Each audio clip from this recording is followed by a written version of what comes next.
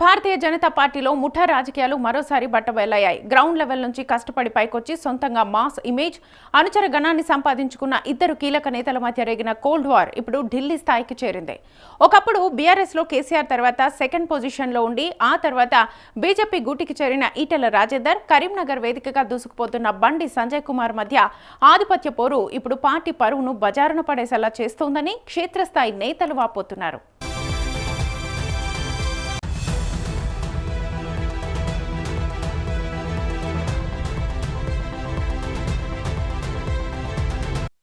BRS నుంచి బయటకు వచ్చిన తర్వాత కమ్యూనిస్టు భావజాలం ఉన్న ఈటెల రాజేందర్ తన రాజకీయ భవిష్యత్తు కోసం మోదీ, అమిత్ షాల భరోసాతో బీజేపీలో చేరారు. అయితే ఆయన రాకను పార్టీలోని కొందరు సీనియర్లు జీర్ణించుకోలేకపోయారనే ప్రచారం ఉంది. ముఖ్యంగా కరీంనగర్ జిల్లాను కేంద్రంగా చేసుకుని ఇద్దరు నేతల మధ్య ఆధిపత్య పోరు మొదలైంది. ఒక దశలో తనకు రాష్ట్ర అధ్యక్ష పదవి దక్కుతుందని ఈటెల భావించడం, అందుకోసమే బండి సంజయ్ని పదవి నుంచి తప్పించారనే ప్రచారం సాగడం ఇరు వర్గాల మధ్య గ్యాప్ను మరింతగా పెంచింది.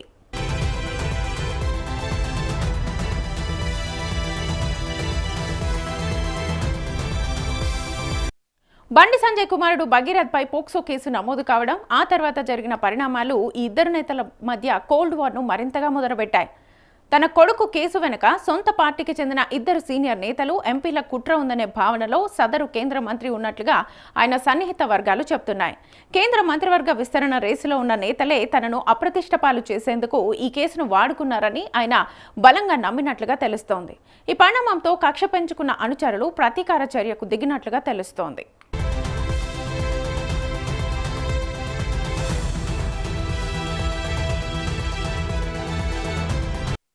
ఈ కేసు వేడి సద్దుమణగక ముందే హైదరాబాద్లో ఈటెల రాజేందర్కు వ్యతిరేకంగా వెలిసిన వివాదాస్పద పోస్టర్లు, ఫ్లెక్సీలు తీవ్ర కలకలం రేపాయి. బీజేపీ నీ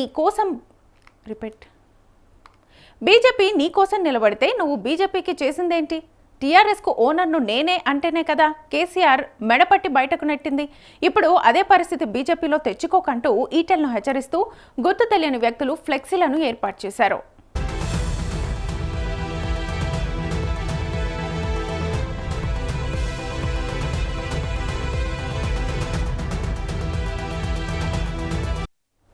ఈ ఫ్లెక్సీలు బండి సంజయ్ వర్గమే వేయించిందని ఈటెల అనుచరులు మొదటి నుంచి అనుమానిస్తుంటే పోలీసుల దర్యాప్తులో అది నిజమేనని తేలింది. సికింద్రాబాద్ కంటోన్మెంట్ మాజీ వైస్ ప్రెసిడెంట్, కేంద్ర మంత్రికి అత్యంత సన్నిహితుడైన రామకృష్ణను పోలీసులు అరెస్ట్ చేయడంతో ఈ ఉదంతం బీజేపీ శ్రేణుల్లో గొంతులో వెలక్కాయ పడినట్లుగా అయింది.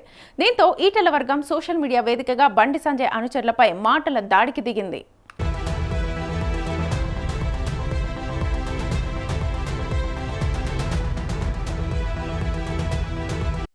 మరోవైపు ఈ పరిణామాల నేపథ్యంలో రాష్ట్రానికి చెందిన కేంద్ర మంత్రి గత 3 రోజులుగా అజ్ఞాతంలోకి వెళ్లినట్లుగా విశ్వసనీయ సమాచారం. ఫోన్ స్విచ్ ఆఫ్ చేసుకుని హైదరాబాద్, కరీంనగర్ నివాసాల్లో ఎవరికీ అందుబాటులో లేకుండా రహస్య ప్రాంతానికి వెళ్లినట్లుగా పార్టీ కార్యకర్తల్లో చర్చ జరుగుతోంది. కొడుకు కేసు వ్యవహారం తర్వాత పార్టీ కూడా ఆయన్ను కొంత దూరం పెడుతూ వస్తోందని, గత నెలలో కరీంనగర్లో జరిగిన రైతు గోసా, బీజేపీ భరోసా బస్సు యాత్రలో పాల్గొనేందుకు కూడా ఢిల్లీ పెద్దలు నిరాకరించారని ప్రచారం జరుగుతోంది.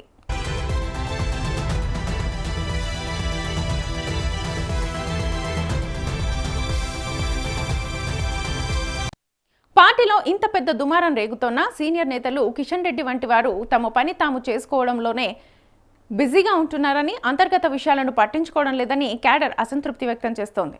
బండి సంజయ్ స్వయంగా ఇలాంటి చీప్ పాలిటిక్స్ చేసే వ్యక్తి కాకపోయినప్పటికీ ఆయన అనుచరుల అత్యుత్సాహం వల్ల ఇద్దరు కీలక నేతల మధ్య గ్యాప్ పెరిగి పార్టీ ప్రతిష్ట గంగపాలవుతోందని విశ్లేషకులు భావిస్తున్నారు. మరి ఢిల్లీ పెద్దల వరకు చేరిన ఈ వివాదానికి ఎలా ఫుల్ స్టాప్ పడుతుందో వేచి చూడాలి.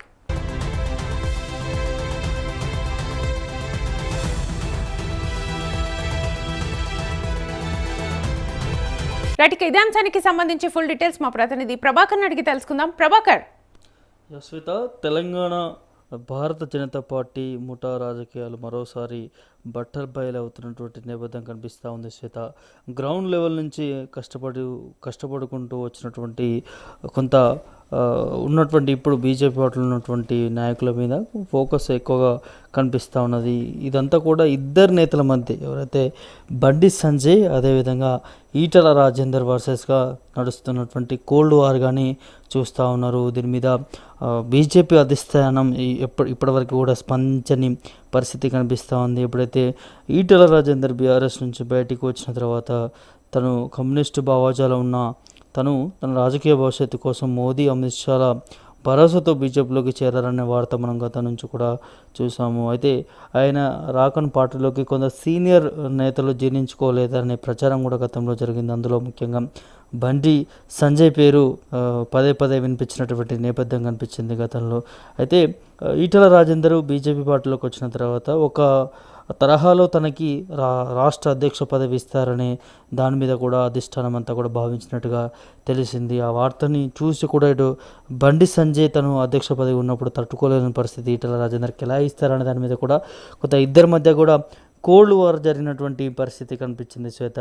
దాంతోపాటు ఇటు బండి సంజయ్ కుమారుడు బండి భగీరథ్ జరిగినటువంటి ఫోక్సో కేసు కారణంతో కూడా ఇటు బండి సంజయ్కి కొంత వ్యతిరేకత వచ్చిందని చెప్పుకోవచ్చు. కొడుకు మీద కేసు అయిన తర్వాత చాలా వివాదం జరిగింది.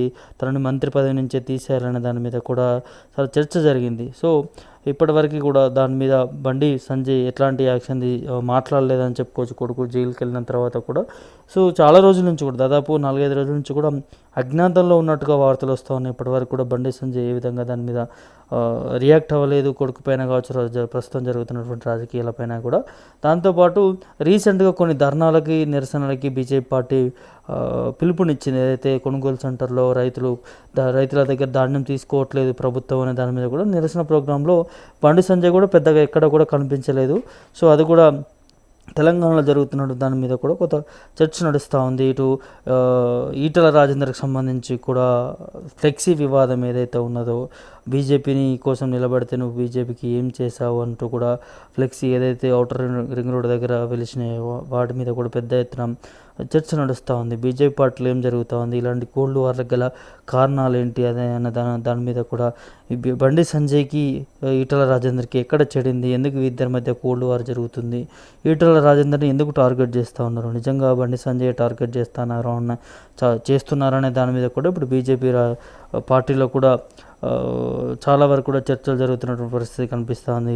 పార్టీ నేతలే కార్యకర్తలే బహిరంగంగా మాట్లాడుకుంటూ వస్తున్నటువంటి నేపథ్యం కనిపించింది. ఇటు ఈటల రాజేందర్ ఫ్లెక్సీ వివాదం సంబంధించి కూడా బండి సంజయ్ అనుచరుడే రామకృష్ణ ఎవరైతే ఉన్నారో తను పోలీసులో కదుపులో ఉన్నట్టుగా తెలుస్తూ ఉంది. తను బండి సంజయ్కి సంబంధించి అత్యంత సన్నిహితుడనే వార్త కూడా వినిపిస్తూ ఉందంటే దీని వెనకాల బండి సంజయ్ ఉండే చేపిస్తున్నాడని అనే దాని మీద కూడా అనేక ఆరోపణలు వస్తున్నటువంటి నేపథ్యం కనిపిస్తూ ఉంది. ఇప్పుడిప్పుడే తెలంగాణలో బీజేపీ పార్టీ కొంచెం పుంజుకుంటుందని తెలుస్తూ ఉంది శ్వేత. ఇందులో ఇట్లాంటి సీనియర్ నాయకులకు సంబంధించి వివాదాలు వస్తూ ఉంటే ఖచ్చితంగా ఇటు అధిష్టానం దాని మీద కొంత తగ్గించే ప్రయత్నం చేస్తుందనే దాని మీద కూడా మనకి ఇప్పుడు వార్త అయితే అంతా ఉంది. అయితే పార్టీలో ఇంత పెద్ద దుమారాలు రేగుతున్నా కూడా ఇక్కడ ఉన్నటువంటి ఏదైతే తెలంగాణకు సంబంధించి కేంద్ర మంత్రిగా ఉన్నటువంటి కిషన్ రెడ్డి మాత్రం వీళ్ళిద్దరినీ ఈ కోల్డ్ వార్ తగ్గించే విధంగా వారిద్దరి మధ్య చర్చలు జరపడం కావచ్చు, వారితో మాట్లాడడం కావచ్చు, ఇవే ప్రయత్నాలు కూడా కిషన్ రెడ్డి చేయట్లేడనే దాని మీద కూడా కొంత